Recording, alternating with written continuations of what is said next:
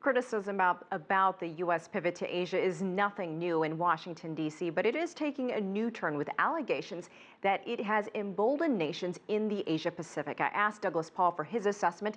He's the Vice President for Studies at the Carnegie Endowment. I don't think so. I think it's a distortion of the history to say that somehow the rebalance or pivot by the Obama administration that started in 2011 is causing Vietnam and Philippines and Japan suddenly to do bolder things. The chronology doesn't work. The bad stuff started before the rebalance started.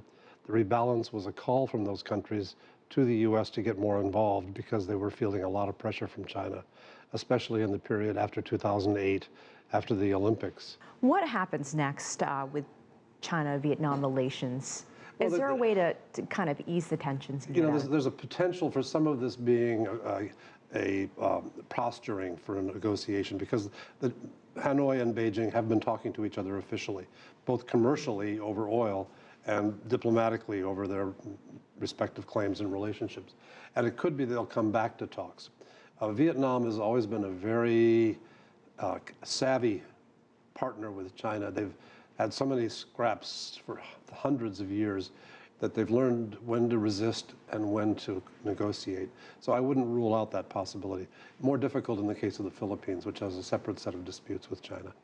Doug, if the U.S. pivot to Asia is such that the United States doesn't respond or step in when there's a dispute, does this set a precedent that now these countries may think that the United States isn't behind them when something comes up?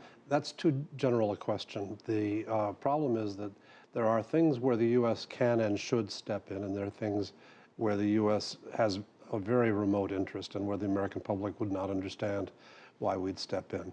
I think the U.S. will be leaning toward doing more for Hanoi or Manila than we might have been willing to do before in terms of transferring military equipment, picking up the pace of military activity with these places, strengthening their technical capabilities to deal with observation of their disputed waters and patrolling their disputed waters, and carrying the case to international bodies such as the International Tribunal of the Law of the Sea and the International Court of Justice.